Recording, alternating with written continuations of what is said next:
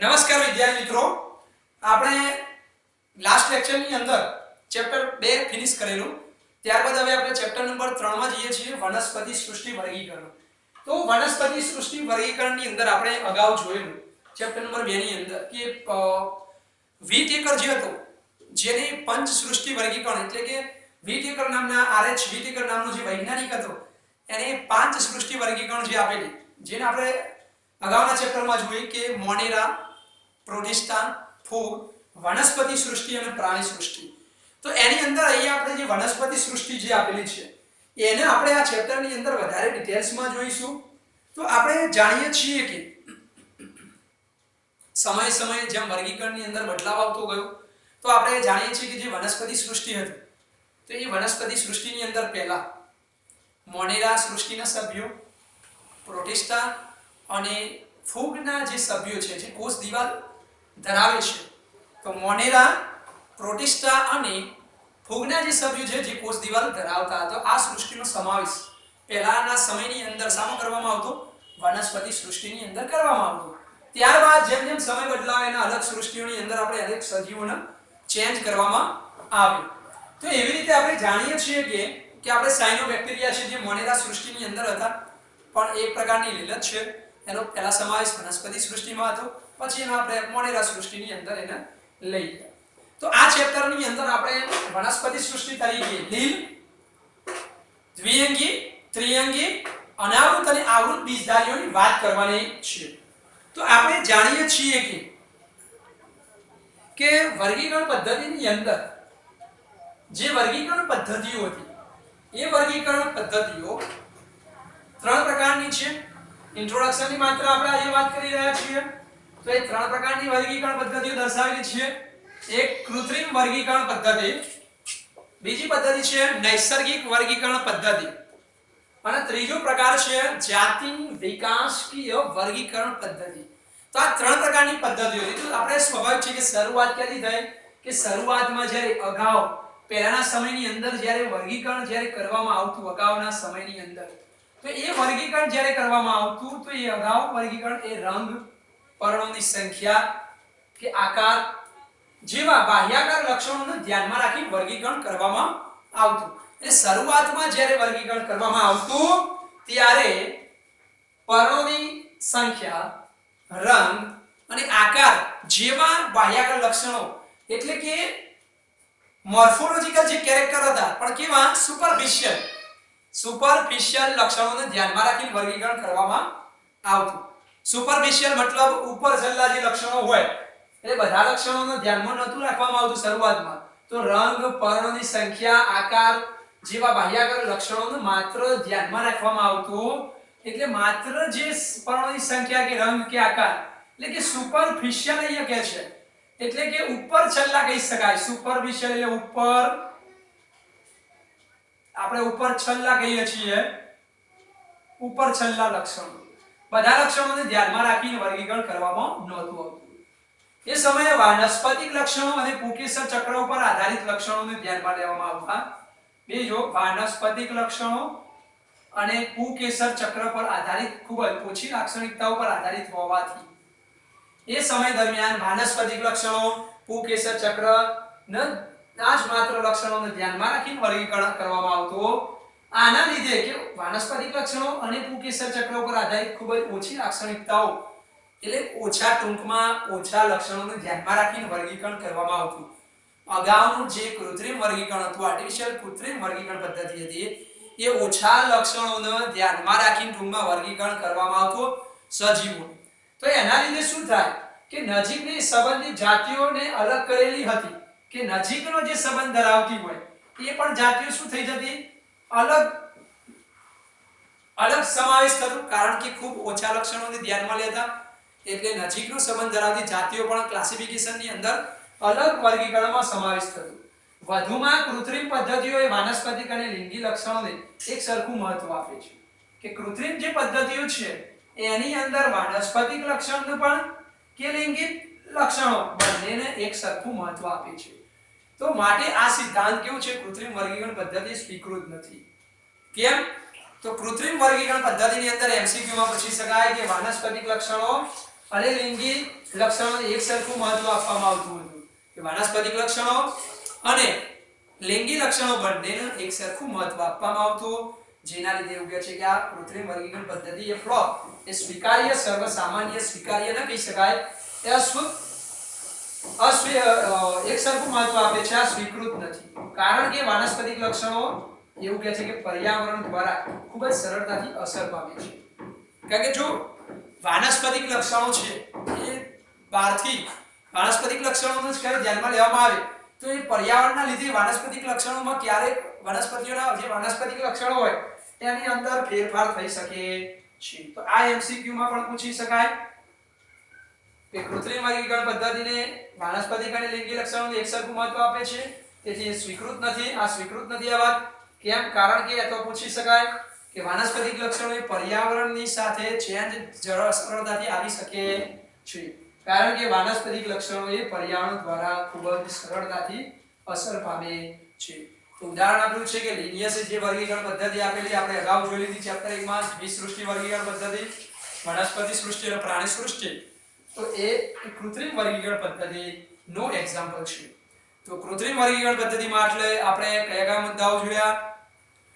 તો કૃત્રિમ વર્ગીકરણ પદ્ધતિની અંદર આપણે જોયું કે ખૂબ જ ઓછા લક્ષણોને સુપરફિશિયલ લક્ષણોને ધ્યાનમાં રાખવામાં આવતા, એટલે ઉપર છલ્લા જ માત્ર લક્ષણો લેવામાં આવતા, પર્ણોની સંખ્યા હોય, એનો રંગ હોય, એનો આકાર હોય વગેરે જેવા લક્ષણોને ધ્યાનમાં રાખવામાં આવતા.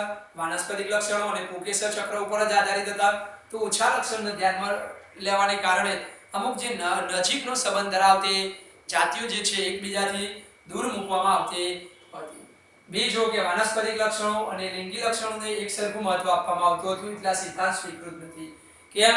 કારણ કે વાનસ્પતિક લક્ષણો પર્યાવરણની સાથે સરળતાથી શું થઈ શકે? બદલાઈ શકે છે. તો આવી આપણે લિનિયસની જે પદ્ધતિ હતી એ દ્વિસૃષ્ટિ વર્ગીકરણ પદ્ધતિ, એ લિનિયસની એ પણ કેવી છે પદ્ધતિ? કેવી છે?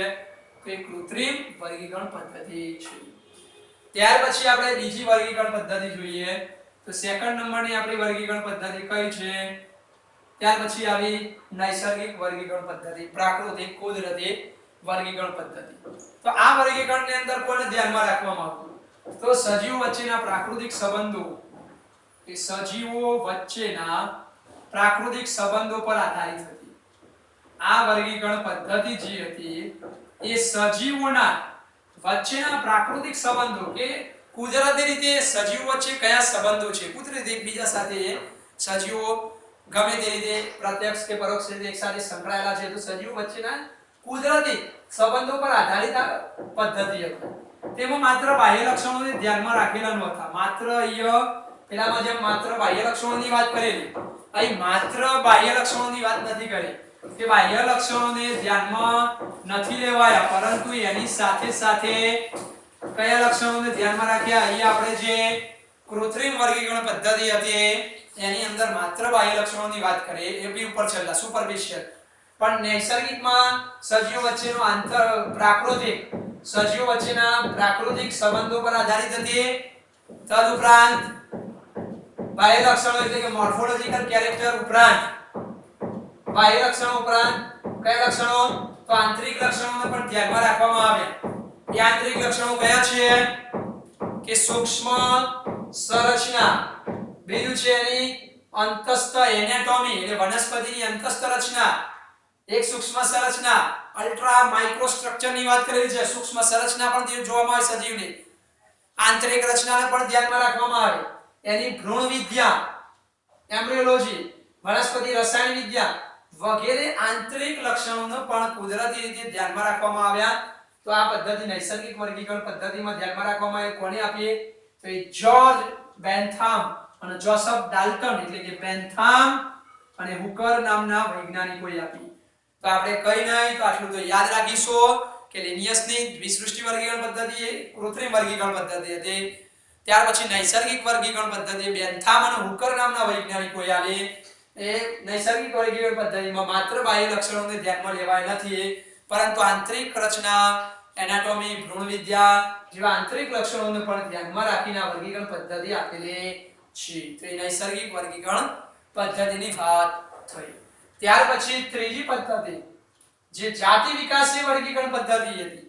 જેની અંદર ઉદ્વિકાસ ઉપર આધારિત હતી કે જેનો ઉદ્વિકાસ પહેલો થયો હોય એનો વર્ગીકરણની અંદર પ્રથમ સ્થાન હોય, ત્યાર પછી થયો હોય તો સેકન્ડ સ્થાન, ત્યાર પછી ત્રીજો, ત્યાર પછી ચોથો હોય. જેમ જેમ ઉદ્વિકાસ થઈને જે ઉત્પત્તિ જેની પહેલા થઈ હોય વર્ગીકરણમાં પહેલું સ્થાન હોય છે, એટલે જેની ઉત્પત્તિ થઈ લાસ્ટમાં એને મૂકેલો હોય છે. તો એ પ્રમાણે જાતિ ઉદ્વિકાસીય ફાઇલોજેનિક જે ક્લાસિફિકેશન કહેવાય તો સજીવ વચ્ચેના ઉદ્વિકાસકીય સંબંધો પર આધારિત હતી. ઉદ્વિકાસકીય સંબંધો પર સજીવોના ઉદ્વિકાસ એટલે જેનો પ્રથમ ઉદ્ભવ થયો એનું પહેલું સ્થાન. દાખલા તરીકે આપણે પ્રાણી સૃષ્ટિનું વર્ગીકરણ જોયું તો પહેલું પ્રજીવ હતું, ત્યાર પછી સચિત્ર હતું, છેક લાસ્ટ મેરુદંડી. તો મેરુદંડીમાં પણ લાસ્ટ વર્ગ કયો સસ્તનનો ઉદ્ભવ થયો તે છેલ્લા મૂકેલા છે. તો જે સ્વીકાર્ય છે આ પદ્ધતિ સ્વીકાર્ય છે, જાતિ ઉદ્વિકાસીય વર્ગીકરણ પદ્ધતિ કે બરાબર છે. એનાથી ધારણા એ બંધાય કે એક સરખા જે વર્ગમાં સમાવેશિત સજીવોના પૂર્વજો એક જ હતા એવું આપણે માની શકીએ. કે લાઇનસર જો દાખલા કે જેની ઉત્પત્તિ થઈ એને ક્રમ વાઇઝ આપણે ગોઠવવામાં આવે તો સ્વાભાવિક છે કે એક જ વર્ગના સસ્તન, તો સસ્તનના આગળ એના પૂર્વજો કોણ થયા તો વિહંગ, વિહંગના પૂર્વજો કોણ હશે સરીસૃપ, સરીસૃપના કોણ ઉભયજીવી, મેરુદંડી, મેરુદંડીમાંથી શૂળત્વચી, સામી મેરુદંડી, સામી મેરુદંડી શૂળત્વચી, એના પૂર્વજો શૂળત્વચીના. તો એ રીતે એના પૂર્વજો વિશે આપણને ખ્યાલ આવે છે. આ પદ્ધતિ દ્વારા એટલે સ્વીકાર્ય છે, ઉદ્વિકાસ ઉપર આધારિત આ પદ્ધતિ છે જાતિ વિકાસકીય વર્ગીકરણ પદ્ધતિ. તો આવી પદ્ધતિનું ક્લાસિફિકેશન કોણે આપ્યો વિટેકરે 5 સૃષ્ટિ વર્ગીકરણ આપ્યું એ ઉદ્વિકાસને આધારે આપેલું છે. એટલે આપણે એટલું તો યાદ રાખીશું કે લિનિયસની જે વર્ગીકરણ પદ્ધતિ છે કૃત્રિમ વર્ગીકરણ પદ્ધતિ કહેવાય. બેન્થમ અને હુકારે બેન્થમ અથવા તો બેન્થમ અને હુકરે જે વર્ગીકરણ પદ્ધતિ આપી નૈસર્ગિક વર્ગીકરણ પદ્ધતિ આપી અને પંચસૃષ્ટિ વર્ગીકરણ જે પદ્ધતિ છે એ કોની છે ઉદ્વિકાસકીય અથવા જાતિ ઉદ્વિકાસીય જાતિ વિકાસકીય વર્ગીકરણ પદ્ધતિ છે. તો એટલીસ્ટ કઈ નહીં તો આપણે ત્રણના નામ તો યાદ જ હોવા જોઈએ કે કૃત્રિમ વર્ગીકરણ પદ્ધતિ એટલે લિનિયસની આપેલી, પછી બેન્થમ અને હુકરે આપેલી નૈસર્ગિક વર્ગીકરણ પદ્ધતિ, પંચસૃષ્ટિ આપેલી જાતિ વિકાસકીય વર્ગીકરણ પદ્ધતિ છે. તો આ રીતે ત્રણના નામ યાદ રહે. આમાં બાહ્ય લક્ષણો સુપરફિશિયલ એટલે ઉપર છેલ્લા લક્ષણો ધ્યાનમાં લેવામાં આવે. નૈસર્ગિકમાં સજીવ વચ્ચેનો પ્રાકૃતિક સંબંધ, બાહ્ય લક્ષણો ઉપરાંત આંતરિક લક્ષણો લેવામાં આવે. અને આની અંદર જાતિ વિકાસકીય વર્ગીકરણ પદ્ધતિની અંદર ઉદ્વિકાસને ધ્યાનમાં લેવામાં આવે કે ઉદ્વિકાસ જેનું પહેલા થયું એનું પહેલું સ્થાન આપવામાં આવે એટલે એના પૂર્વજો વિશે આપણને ખ્યાલ આવે. તો આ રીતે આ ત્રણ વર્ગીકરણ પદ્ધતિઓ આપવામાં આવી. સમય ગયો, જેમ જેમ જરૂરિયાત વધતી ગઈ, આપણે ગુજરાતીની અંદર વાક્ય છે કે જરૂરિયાત એ શોધની જનેતા છે. તો જેમ જેમ જરૂરિયાત સજીવોની સંખ્યા વધતી ગઈ એમ વધારે જરૂરિયાત જ્યારે ઊભી થઈ ત્યારે નવી આધુનિક મૂંઝવણો જ્યારે આવી તો નવી આધુનિક વર્ગીકરણ પદ્ધતિઓ પણ ડેવલપ થઈ કે નવી આધુનિક વર્ગીકરણ પદ્ધતિઓની રચના થઈ. તો જેની અંદર સંખ્યાકીય વર્ગીકરણ વિદ્યાનો અસ્તિત્વ આવ્યો. તો જેની અંદર કમ્પ્યુટર દ્વારા મેક્સિમમ નિરીક્ષણ કરેલી બધી લાક્ષણિકતાઓ પર આધારિત કે કમ્પ્યુટર દ્વારા આંકડાકીય માહિતી ભેગી કરવામાં આવે જેની અંદર લક્ષણો પર આધારિત જે બાહ્યાકાર લક્ષણોની વાત કરીએ તો આ બધા જ લક્ષણોને આપણે અભ્યાસમાં લેવા હોય તો લઈ શકાય. લાક્ષણિકતાઓને બધા જ અભ્યાસમાં આપણે લેવા હોય તો લઈ શકાય.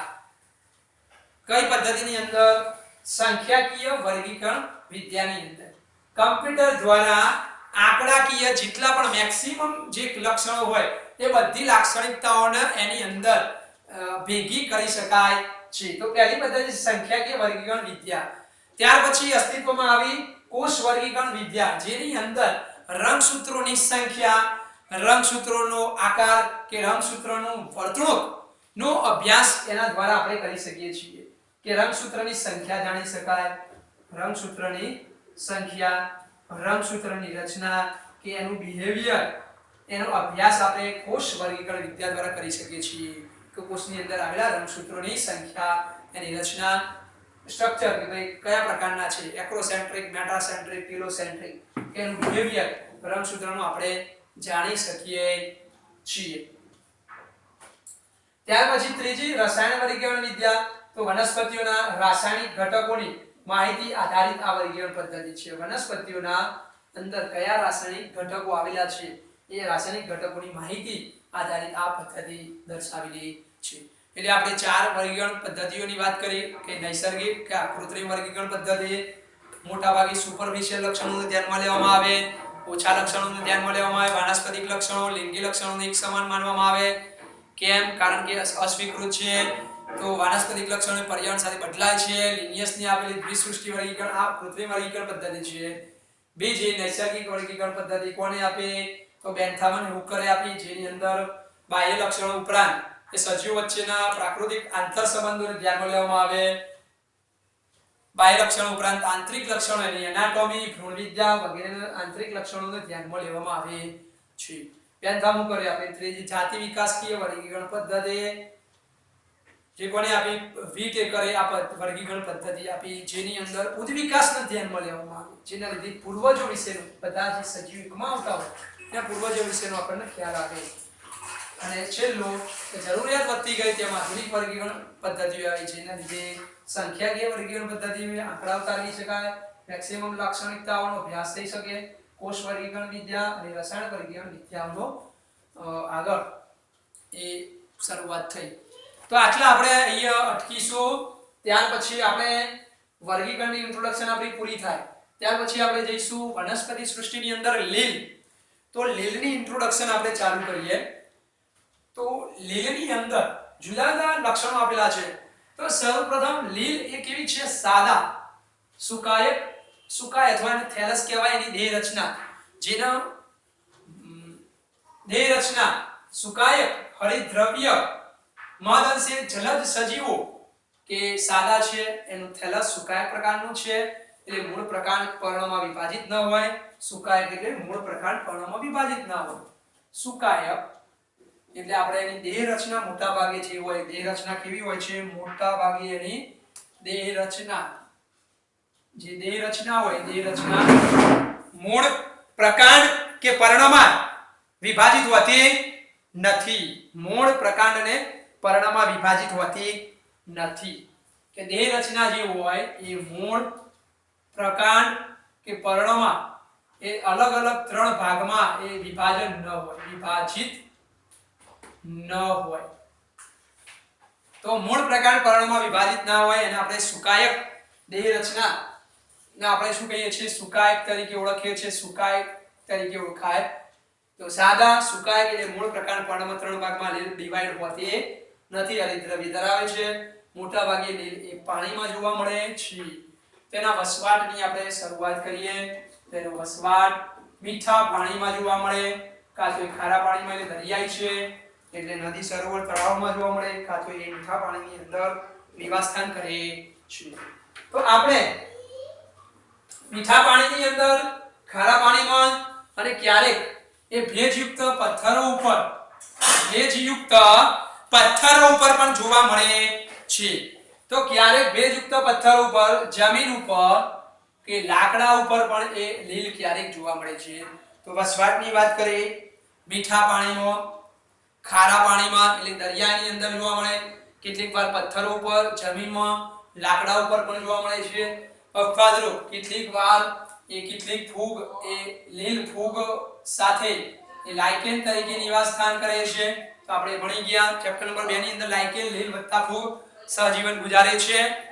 લીલ વત્તા ફૂગ એ બંને સાથે સહજીવન ગુજારે છે. કેટલીક વાર પહાડો જે હોય એ પહાડોના રીંછ પર, સ્લોથ બિયર જેને કહેવાય કે રીંછ પર પણ એ લીલ વસવાટ કરે છે.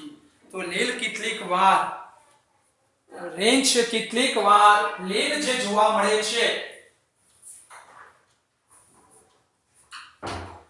તો કેટલીક વાર આપણે જાણીએ છીએ કે લીલ એ ફૂગ સાથે સહજીવન ગુજારે છે, એટલે લાઇકેન સાથે પણ સહજીવન ગુજારે છે. તો કેટલીક વાર એ લીલ એ પહાડો પર જે રીંછ હોય, સ્લોથ બિયર જેને કહેવાય, તો એ રીંછ ઉપર પણ એ વસવાટ કરે છે. તો આ વાત થઈ વસવાટની વાત કરી કે લીલ ખારા પાણીમાં, મીઠા પાણીમાં, કેટલીક વાર એ લાઇકેન લીલ એ ફૂગ સાથે સહજીવન ગુજારે, લાઇકેન સાથે પણ જોવા મળે. કેટલીક વાર એ પહાડો પર જોવા મળતા જે રીંછો હોય, રીંછના શરીર ઉપર પણ એ જોવા મળે છે. ત્યારબાદ આપણે એનું કદ અથવા તો સ્વરૂપ જોઈએ લીલનું.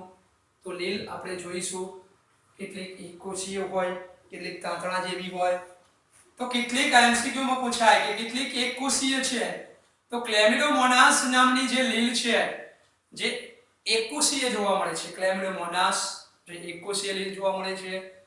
કેટલીક લીલ એ તંતુમય જે કહી શકાય, તો સ્પાયરોગાયરા અને ઇલોથ્રિક્સ નામની જે લીલ છે કે કદ અને સ્વરૂપની વાત કરીએ તો એકકોષીય લીલની અંદર આપણે જોઈએ તો ક્લેમિડોમોનાસ, તંતુમય આપણે યાદ રાખીશું સ્પાયરોગાયરા અને ઇલોથ્રિક્સ એક્ઝામ્પલ તરીકે આપણે યાદ રાખીશું.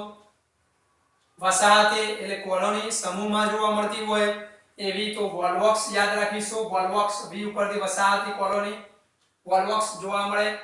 અને કેટલીક દરિયાઈ વિશાળ વનસ્પતિ દેહ સ્વરૂપે વિશાળ કદ ધરાવતી જે લીલ છે જેનું એક્ઝામ્પલ છે કેલ્પ, જે વિશાળ દરિયાઈ ની અંદર વિશાળ દેહ રચના મોટી કદમાં જોવા મળતી હોય કેલ્પ અથવા તો દરિયાઈ ઘાસ તરીકે જેને ઓળખવામાં આવે છે. તો આપણે કદ અને સ્વરૂપની વાત કરી તો એકકોષીય કઈ લીલ છે તો ક્લેમિડોમોનાસ, તંતુમય કઈ તો સ્પાયરોગાયરા અને યુલોથ્રિક્સ, પછી વસાહતી કઈ તો વ ઉપરથી વોલ્વોક્સ, અને વનસ્પતિ દેહ વિશાળ કે વિરાટ દેહ સ્વરૂપ ધરાવતી એવી કેલ્પ અથવા તો જેને દરિયાઈ ઘાસ તરીકે પણ એને ઓળખવામાં આવે છે. એક્સ્ટ્રા આપણે આ ઉપરાંત કેટલાક કેરેક્ટરો લેવા હોય તો લઈ શકાય, રંજક દ્રવ્યો લઈ શકાય આપણે લેવા હોય તો. સીધું આપણે પ્રશ્નની વાત કરી છે, આપણે એક્સ્ટ્રા કેરેક્ટરો લેવા હોય તો અંદર એડ કરી શકાય. એક્સ્ટ્રા કેરેક્ટરની અંદર કયા કેરેક્ટરો એક્સ્ટ્રા એડ કરી શકાય તો આપણે આ કેરેક્ટર અંદર એડ કરી શકાય રંજક દ્રવ્યો તો chlorophyll A, chlorophyll B, chlorophyll C, કાં તો ફ્યુકોજેન્થિન અથવા ફાઇકોઇરિથ્રિન જેવા વિવિધ પ્રકારના રંજક દ્રવ્યો પણ લીલની અંદર જોવા મળતા હોય છે. પેટા પ્રકારમાં આપણે જોઈશું મોટાભાગે લીલ હોય તો એની કોષ દિવાલ હોય સેલ્યુલોઝની બનેલી હોય એટલે કોષ દિવાલ પર કેરેક્ટર લઈ શકાય, સેલ્યુલોઝની બનેલી હોય છે. પછી પોષણ લેવું હોય તો પોષણ પણ લઈ શકાય. મોટાભાગની લીલ જે હોય સોપ જેવી જોવા મળે એટલે સ્વાવલંબી હોય, પ્રકાશ સંશ્લેષણની હાજરીમાં એક ખોરાક જાતે બનાવતી હોય છે તો એ કેરેક્ટર લઈ શકાય, પણ આપણે આપ્યા નથી. સીધી પ્રજનનની વાત કરી છે કે પ્રજનનની ત્રણ પ્રકારે જોવા મળે છે. એક વાનસ્પતિક પ્રજનન એટલે કે અવખંડન દ્વારા દરેક ખંડ એ સુકાઈમાં વિકાસ પામે છે, દરેક ખંડ એના દેહ રચનામાં વિકાસ પામે છે. દરેક ખંડ એટલે કે અવખંડન એટલે ટુકડા થવા. માની લો કે આ લીલ છે, આ લીલ છે એના વચ્ચે બે ટુકડા થઈ ગયા તો સ્વતંત્ર એ શું કરે છે બે ટુકડા એ અસ્તિત્વમાં આવે, આ એક ટુકડો અને બીજો ટુકડો, તો વચ્ચેથી વિભાજન થઈ ગયું તો આ બે ટુકડા તરીકે સુકાય દેહ બને છે, અસ્તિત્વમાં આવે છે. બીજો પ્રકાર આપેલું છે અલિંગી પ્રજનન, તો એક ચલ બીજાણુ આવી ગયું. ચલ હોય એટલે સમજવાનું ચલિત હોય, ચલિત હોય એટલે મતલબ એના હલનચલન માટે પ્રજનન માટે ચલિત હોય એટલે મતલબ આપણે શું સમજવાનું કસા આવેલી હોય, કસા ધારી હોય એવું સમજવાનું આપણે. તો કસા ધારી એટલે ચલ બીજાણુ, તો આપણે આવી ગયું કે ચલિત બીજાણુ હોય એની અંદર જેનું કવક સૂત્ર જે હોય આપણે ફૂગની અંદર આ વાત કરી.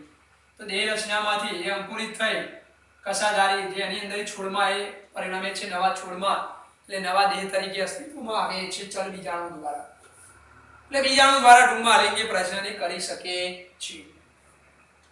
લિંગી પ્રજનનની આપણે વાત કરીએ તો લિંગી પ્રજનનમાં બે જન્યુઓના જોડાણ દ્વારા બનતી રચના. તો બે જન્યુઓ નર જન્યુ અને માદા જન્યુ કહી શકાય. અંડકોષ શુક્રકોષ આપણે પ્રાણીઓ માટે શબ્દ વાપરીએ, અહીં આપણે નર જન્યુ અને માદા જન્યુ શબ્દ વાપરતા હોઈએ છીએ. તો નર જન્યુ અને માદા જન્યુઓના જોડાણ દ્વારા બનતી રચના. તો એની અંદર ત્રણ પ્રકારના આપેલા છે. ત્રણ પ્રકાર કયા કે દાખલા તરીકે સમજન્યુક, વિષમજન્યુક અને અંડજન્યુક. તો જેની અંદર નર માદા બંને સરખા હોય. સમજન્યુક પહેલો પ્રકાર કે સમજન્યુક એટલે શું તો જેમાં કદમાં એક સરખાનું જોડાણ, એટલે કદમાં બંને એક સરખા જે હોય જન્યુઓનું જોડાણ, કદમાં એક સરખા જન્યુઓનું જોડાણ, કદમાં એક સરખા હોય એટલે કે નર અને માદા બંને કદમાં કેવા હોય એક સરખા હોય એને સમજન્યુક કહેવાય. દાખલા તરીકે વિષમજન્યુક અથવા અસમ કહી શકાય, સમજન્યુક કહી શકાય. તો જેમાં નર અને માદા કેવા હોય કદમાં નાના મોટા હોઈ શકે. કદમાં અસમાન જન્યુઓનું જોડાણ એટલે કદમાં એક નાનો બીજો મોટો હોઈ શકે, નાનો મોટો હોઈ શકે. અને અંડજન્યુક એટલે સ્પેશિયલ શબ્દ અંડ શબ્દ લખેલો છે એટલે માદા સ્પેશિયલ મોટું હોય. તો માદાજન્યુ સ્પેશિયલ કદમાં કેવા હોય? મોટા હોય. કોના કરતા? નરજન્યુ કરતા કદમાં મોટા. એટલે નરજન્યુ નાના થયા. અંડ શબ્દ એટલે અંડજન્યુ મોટા હોય અને નરજન્યુ નાના હોય. આ મોટા છે કેવા છે? અચલિત હોય. નરજન્યુ નાના પણ ચલિત હોય. તો એને અંડજન્યુ કહેવાય.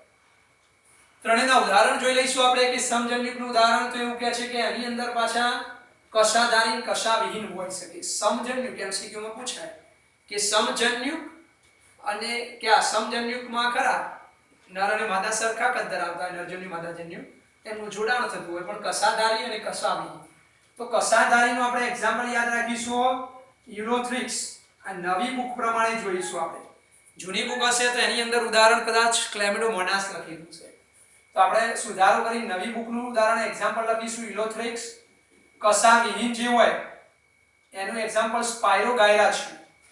ત્યાર પછી વિષમજન્યુક એટલે અસમજન્યુક નર અને માદા કદમાં નાના મોટા હોઈ શકે. તો યુડોરિનાની કેટલીક જાતિઓ જે લીલ આપેલી છે આની અંદર પણ આપણે સુધારો છે ક્લેમિડોમોનાસ દર્શાવ્યું છે કદાચ બુકની અંદર. તો આપણે સુધારવાનું યુડોરિનાની કેટલીક જાતિઓની લીલ છે જેમની અંદર વિષમજન્યુક આ રીતે નર અને માદાજન્યુ કદમાં નાના મોટા હોઈ શકે અને એમની વચ્ચે શું થાય? આ રીતે શું થતું હોય? જન્યુનું જોડાણ થતું હોય. અંડજન્યુકમાં વોલ્વોક્સ એના એ છે ફ્યુકસ, જેમાં માદાજન્યુ એ મોટા નરજન્યુ નાના જોવા મળે છે. વોલ્વોક્સ ફ્યુકસમાં બંને જોડાય એટલે સ્વાભાવિક છે કે આ માદાજન્યુ હોય તો એ મોટું હોય, નરજન્યુ હોય તો નાનું હોય ને એમની વચ્ચે જોડાણ થતું હોય, લિંગી પ્રજનન થતું હોય જોવા મળે છે. તો આ રીતે આપણે ઉદાહરણો પણ યાદ રાખવાના. વોલ્વોક્સ ફ્યુકસ, વિષમજન્યુકમાં યુડોરિનાની જાતિઓ, સમજન્યુકમાં કશાધારી યુરોથ્રિક્સ, કશાવિહીનનો સ્પાયરોગાયરા. તો આ રીતે આપણે ઉદાહરણો એના યાદ રાખીશું. આ લીલની થઈ ઇન્ટ્રોડક્શન.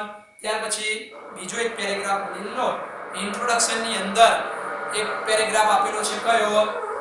તો એક પેરેગ્રાફ આપણે લીલનો આપેલો હશે કયો?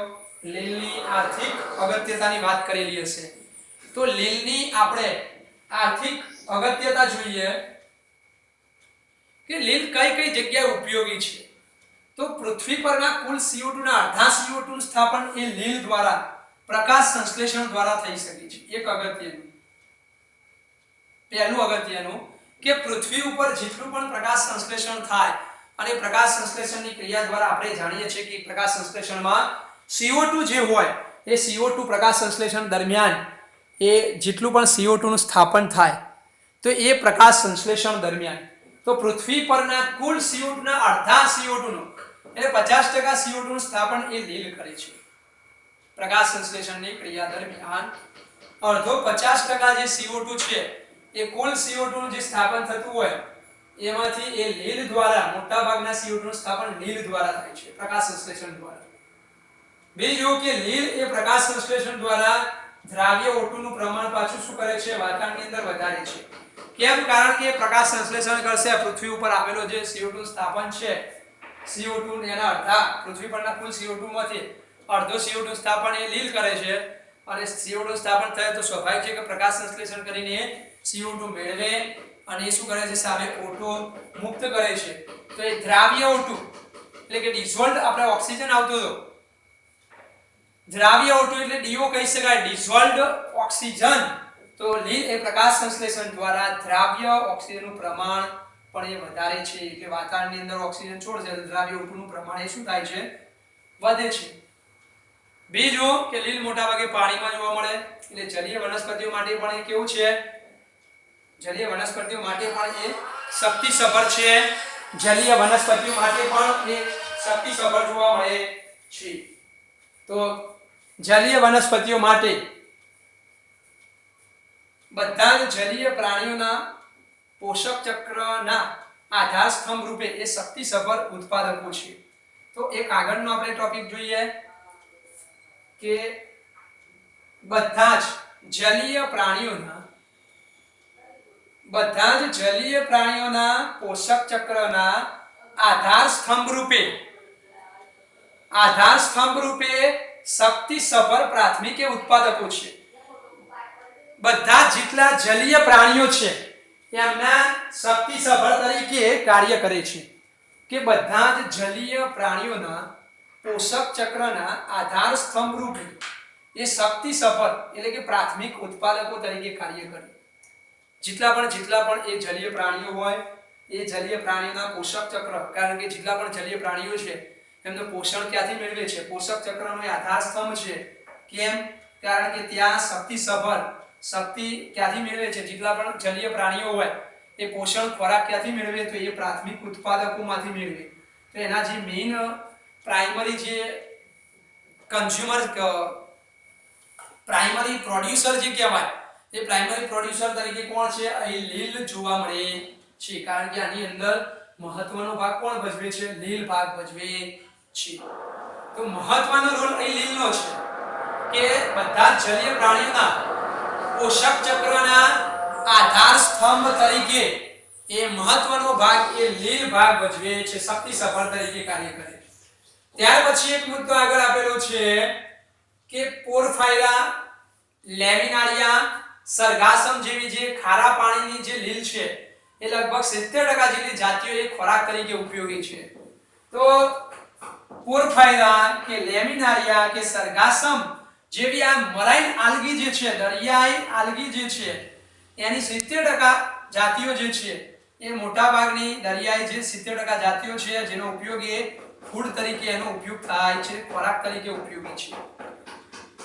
તદુપરાંત કેટલીક દરિયાઈ બદામી અને રાતી લીલની વાત કરેલી છે કે દરિયાઈ બદામી અને લાલ લીલ, કથાઈ બદામી બ્રાઉન અને રેડ આલ્ગીની વાત કરી છે કે વધુ માત્રામાં બદામી અને રાતી લીલ હોય જે હાઇડ્રોક્લોરાઇડ કે હાઇડ્રોકોલોઇડ્સ એટલે કે જલગ્રાહક પદાર્થ ધરાવે છે. જલગ્રાહક પાણીનું શોષણ કરી શકે એવો પદાર્થ એ ધરાવે છે. દરિયાઈ બદામી અને જે રાતી લીલ છે જે વધુ માત્રામાં હાઇડ્રોકોલોઇડ્સ જલગ્રાહક પદાર્થ ધરાવે છે, જેનો ઉપયોગ ક્યાં થાય છે? બદામ એટલે કે જે બદામી લીલ છે, બદામી લીલ અને જે રાતી લીલ છે એનો ઉપયોગ ક્યાં થાય છે? એની અંદરથી આલ્જીન પૂછી શકાય. બદામી લીલની અંદરથી આલ્જીન અને રાતી લીલમાંથી કેરાજીન એ વ્યવસાયિક રીતે ઉપયોગી ઘટકો છે. એટલે કે બદામી આલ્ગી એની અંદરથી આલ્જીન અને રાતી લીલમાંથી કેરાજીન જેવા ઘટકો એ મેળવવામાં આવે છે. જલગ્રાહક પદાર્થ તરીકે એ પાણીનું શોષણ કરી શકે એવા પદાર્થોનું આલ્જીન અને કેરાજીન એ વ્યવસાયિક રીતે, કોમર્શિયલ રીતે એનું ઉત્પાદન કરવામાં આવતું હોય છે. એટલે કે બદામી લીલ અને રાતી લીલ, બદામી લીલમાંથી આલ્જીન અને રાતી લીલમાંથી કેરાજીન જેવા જલગ્રાહક જે પદાર્થો કહી શકાય. તો આવા જલગ્રાહક પદાર્થો એની અંદરથી આપણે મેળવી શકાય છે. તદુપરાંત અહીંયા જોઈએ તો આપણે જેલિડિયમની વાત કરેલી છે કે જેલિડિયમ અને ગ્રેસિલારિયા જેવી રાતી લીલમાંથી અગર અગર વ્યવસાયિક રીતે એ કોમર્શિયલ રીતે ઉત્પાદન કરવામાં આવે છે. તો જેલિડિયમ અને ગ્રેસિલારિયા જેવી આ રાતી લીલ છે એ રાતી લીલમાંથી અગર અગર વ્યવસાયિક એટલે ઔદ્યોગિક ધોરણે કોમર્શિયલ રીતે એનું ઉત્પાદન કરવામાં આવે છે અગર અગર. અને આ અગર અગર જે છે લીલમાંથી એટલે પૂછાય કે અગર અગર ક્યાંથી મેળવવામાં આવે? તો એમસીક્યુ માં પૂછી શકાય કે જેલિડિયમ અને ગ્રેસિલારિયા. તો આપણે બે યાદ રાખવાના, રાતી લીલ એના ઉદાહરણ જેલિડિયમ અને ગ્રેસિલારિયામાંથી આપણે અગર અગર મેળવવામાં આવે છે. આ અગર અગરનો ઉપયોગ ક્યાં થાય છે? તો સૂક્ષ્મ જીવાણુની વૃદ્ધિ કરવા માટે. તો આપણે બેક્ટેરિયાઓની કોઈ પેટ્રેડિસમાં એનું સંવર્ધન કરવું હોય તો એ માધ્યમ તરીકે અગર અગર નાખવામાં આવતું હોય છે.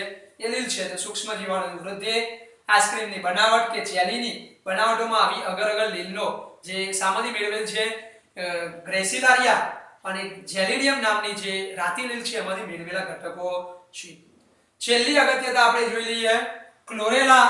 12મા ધોરણની અંદર આવશે ક્લોરેલા અને સ્પાઇરુલિના એક કોષીય પ્રોટીન સભર ઘટકો છે, એટલે સિંગલ સેલ પ્રોટીન છે. ક્લોરેલા અને સ્પાઇરુલિના એ શું છે? સિંગલ સેલ પ્રોટીન છે.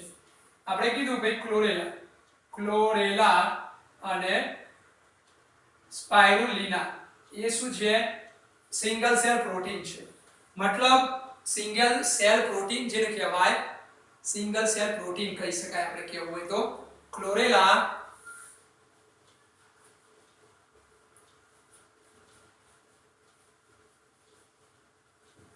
ક્લોરેલા અને સ્પાઇરુલિના જે હોય છે એક કોષીય પ્રોટીન સભર પ્રોટીન છે.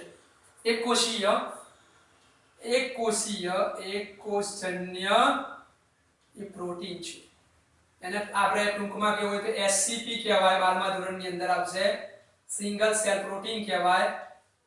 સિંગલ સેલ પ્રોટીન તરીકે પણ એને ઓળખવામાં આવે છે. સિંગલ સેલ પ્રોટીન એટલે એક કોષજન્ય પ્રોટીન કહી શકાય. આ એક કોષજન્ય પ્રોટીન કોણ છે? ક્લોરેલા સ્પાઇરુલિના. મશરૂમ ની પણ વાત કરી શકાય. મશરૂમ જે પણ ફૂગમાં આવે, પણ આપણે લીલની વાત કરીએ છીએ કે ક્લોરેલા સ્પાઇરુલિના એ એક કોષજન્ય પ્રોટીન છે. SCP કહી શકાય, સિંગલ સેલ પ્રોટીન છે. એ પૂરક આહાર તરીકેનો ભાગ ભજવે છે. પૂરક આહાર તરીકે કાર્ય કરે છે. પૂરક આહાર તરીકે વર્તે છે. હવે પૂરક આહાર તરીકે કોમ્પ્લિમેન્ટરી ફૂડ કહેવાય કે દાખલા તરીકે જે અવકાશ યાત્રીઓ માટે પૂરક આહાર તરીકે ઉપયોગી છે. અવકાશ યાત્રીઓ માટે એ કેવું છે? પૂરક આહાર તરીકે કાર્ય કરે. એટલે દાખલા તરીકે જે અવકાશમાં જતા હોય, અવકાશ યાત્રીઓ હોય, તો એ લોકો પૂરક આહાર તરીકે સિંગલ સેલ પ્રોટીન લઈ જાય અને એ ખાય તો ચાલે. એટલે મતલબ પૂરક આહાર એટલે શું? કોમ્પ્લિમેન્ટરી. પૂરક એટલે કોમ્પ્લિમેન્ટરી ફૂડ કહેવાય. એટલે પૂરક એટલે એકબીજાના પૂરક. આપણે કે સિક્કાની બે બાજુ હોય છે, એકબીજાની પૂરક હોય. એટલે દાખલા તરીકે આપણને બીજો જે ખોરાક આપણે ન મળે, જનરલી આપણો જે ખોરાક ખાતા હોય કાર્બોહાઈડ્રેટ, ચરબી કે પ્રોટીન વાળો જે આપણે ખોરાક ખાઈએ છીએ એ ના ખાવામાં આવે અને એની જગ્યાએ માત્ર આપણે શું લઈશું? SCP એટલે સિંગલ સેલ પ્રોટીન ધરાવતો ખોરાક ક્લોરેલા સ્પાઇરુલિના લેવામાં આવે તો આ કાર્બોહાઈડ્રેટ, ચરબી, પ્રોટીન વાળો જનરલી આપણો જે ખોરાક છે એની ગરજ કોણ સારે છે? આ SCP એ સિંગલ સેલ પ્રોટીન સ્પાઇરુલિના કે ક્લોરેલા કે સ્પાઇરુલિનાની ગરજ સારે છે. એટલે એને શું કહેવાય? પૂરક આહાર કહેવાય. એટલે બીજાની કોઈ ગરજ સારે એટલે કોમ્પ્લિમેન્ટરી ફૂડ તરીકે એને ઓળખવામાં આવે છે. જે અવકાશ યાત્રીઓ દૂર જાય તો એ આવો ખોરાક લઈ જતા હોય એટલે બીજો અન્ય ખોરાક ન મળે તો પણ એની બધા જ કાર્બોહાઈડ્રેટ, પ્રોટીન, લિપિડ કે અન્ય વિટામિન બધાની એ ગરજ સારે છે. એટલે એને પૂરક કોમ્પ્લિમેન્ટરી ફૂડ, પૂરક આહાર તરીકે કાર્ય કરે છે એવું કહી શકાય. તો આપણે અહીંયા લીલની આર્થિક અગત્યતાઓની વાત કરી. આર્થિક અગત્યતાઓ પણ આપણી અહીંયા પૂર્ણ થાય છે. ત્યાર પછી એટલે આપણે કેટલા ટોપિક જોયા? અહીં સુધીના ટોપિકની વાત કરીશું. ત્યાર પછી લીલના આપણે 3 આગળ વર્ગની અંદર ડિવાઈડ કરવાની આવશે. લીલ એ 3 વર્ગની અંદર ડિવાઈડ થશે. એના વર્ગ આવશે તો આપણે ફિયોફાઇસી, રોડોફાઇસી, ક્લોરોફાઇસી અને રોડોફાઇસી. તો એવા 3 વર્ગો આવશે. તો આપણે આગળ દરેકના લક્ષણો જોવામાં આવશે. લીલના 3 વર્ગો છે તો એ 3 વર્ગોની અંદર લીલનું વર્ગીકરણ કરેલું આવશે. તો આપણે આગળ જોઈશું ક્લોરોફાઇસી, ફિયોફાઇસી અને રોડોફાઇસી. તો ક્લોરોફાઇસી, ફિયોફાઇસી અને રોડોફાઇસી એ 3 વર્ગની અંદર જુદા જુદા લક્ષણો સાથે આપણે જોઈશું. તો અત્યાર સુધી આપણે કયા મુદ્દાઓ જોયા? એકવાર આપણે રિવિઝન ફટાફટ જોઈ લઈએ. તો આપણે રિવિઝનની અંદર શું જોયું? તો મેઈન જો આપણે ઇન્ટ્રોડક્શન અગાઉ જોઈ કે પંચસૃષ્ટિ વર્ગીકરણ જે પદ્ધતિ છે એ પંચસૃષ્ટિ વર્ગીકરણ પદ્ધતિની અંદર વિટેકરે મોનેરા, પ્રોટિસ્ટા, ફોગ, વનસ્પતિ સૃષ્ટિ, પ્રાણી સૃષ્ટિની વાત કરીએ તો આપણે અહીંયા વનસ્પતિ સૃષ્ટિની ડિટેલમાં વાત કરવાના છીએ. વનસ્પતિ સૃષ્ટિની આપણે શું વાત કરીએ કે વનસ્પતિ સૃષ્ટિની અંદર પહેલા જે મોનેરા હતા, પ્રોટિસ્ટા કે ફંજાઈ એટલે ફોગ, એના સભ્યો પહેલા વનસ્પતિ સૃષ્ટિમાં હતા પણ ત્યાર પછી અલગ થયા. તો આપણે જાણીએ છીએ કે સાયનોબેક્ટેરિયા જે લીલ છે એક પ્રકારની શું લીલ જ છે. એને પહેલા વનસ્પતિ સૃષ્ટિમાં હતી, ત્યારબાદ એને ક્યાં લઈ ગયા? એના મોનેરા સૃષ્ટિની અંદર લઈ ગયા. તો અહીંયા આપણે વનસ્પતિ સૃષ્ટિમાં આપણે વાત કરીશું લીલ, દ્વિઅંગી, ત્રિઅંગી, અનાવૃત, આવૃતની વાત કરી. તો આપણે પદ્ધતિઓની વાત કરી. નૈસર્ગિક વર્ગીકરણ પદ્ધતિ કે લિનિયસની આપેલી વર્ગીકરણ પદ્ધતિ છે જેની અંદર માત્ર સુપરફિશિયલ જે બાહ્યાકાર લક્ષણો, રંગ, આકાર, સંખ્યા આવા લક્ષણો ધ્યાનમાં લેવામાં આવે. વાનસ્પતિક લક્ષણો અને લિંગી લક્ષણોને એકસાથે સરખા મૂકવામાં આવે, મહત્વ આપવામાં આવે કે આપણે જાણીએ વાનસ્પતિક લક્ષણો એ પર્યાવરણ સાથે બદલાતા રહે છે એટલે અસ્વીકાર્ય બનેલા. તો એની વાત કરી. ત્યાર પછી નૈસર્ગિક વર્ગીકરણ પદ્ધતિ બેન્થામ અને હુકરે આપી જે સજીવોના પ્રાકૃતિક સંબંધો ઉપર આધારિત હતી જેની અંદર બાહ્ય લક્ષણો પ્લસ ઉપરાંત આંતરિક લક્ષણો અને ભ્રૂણ વિદ્યા વગેરેને ધ્યાનમાં રાખીને વર્ગીકરણ કરવામાં આવ્યું. ત્યાર પછી ત્રીજી આપણે પદ્ધતિ કઈ જોઈ? તો ત્રીજી આપણે પદ્ધતિ જોઈ કઈ પદ્ધતિ? આપણે ત્રીજી પદ્ધતિ કઈ જોઈ? તો એ ત્રીજી નેક્સ્ટ આપણે પદ્ધતિ કઈ જોઈ? જાતિ વિકાસકીય વર્ગીકરણ પદ્ધતિ, જે વીટે કરે આપેલી વર્ગીકરણ પદ્ધતિની વાત છે. તો એ ઉદ વિકાસને ધ્યાનમાં રાખીને લેવામાં આવતી, જેનાથી પૂર્વજોનો અંદાજ આવી શકે આપણને. તો આ વર્ગીકરણ પદ્ધતિ જોઈએ, ત્યાં આપણે જરૂરિયાતો વધી તેમ તેમ આધુનિક વર્ગીકરણ પદ્ધતિઓ બધી આવી, સંખ્યાકીય વર્ગીકરણ પદ્ધતિ, કોષ વર્ગીકરણ કે રસાયણ વર્ગીકરણ વિદ્યા જેવી શાખાઓ એની વિદ્યાઓ અસ્તિત્વમાં ટેક્સોનોમી આવી. ત્યાર પછી આપણે લીલની વાત કરી.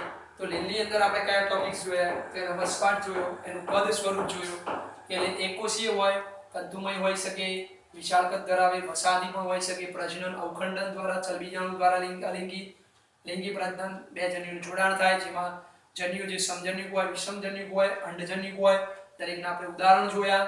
તો ઉદાહરણો યાદ રાખવાના. લીલની આર્થિક અગત્યતાઓ પણ જોઈ.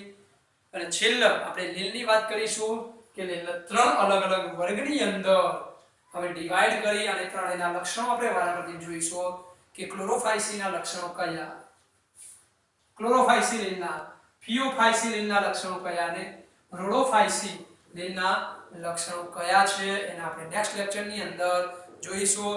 અને શક્ય હોય ત્યાં સુધી આ ચેપ્ટરને આપણે આ 29 તારીખ સુધીમાં, એટલે કે શક્ય હોય ત્યાં સુધી 31 તારીખ સુધીમાં આપણે આ લેક્ચરનો આ ચેપ્ટરને આપણે પૂરું કરવાનું છે, કન્ટિન્યુ ચલાવીશું. Okay, thank you. એટલે અટકીશું.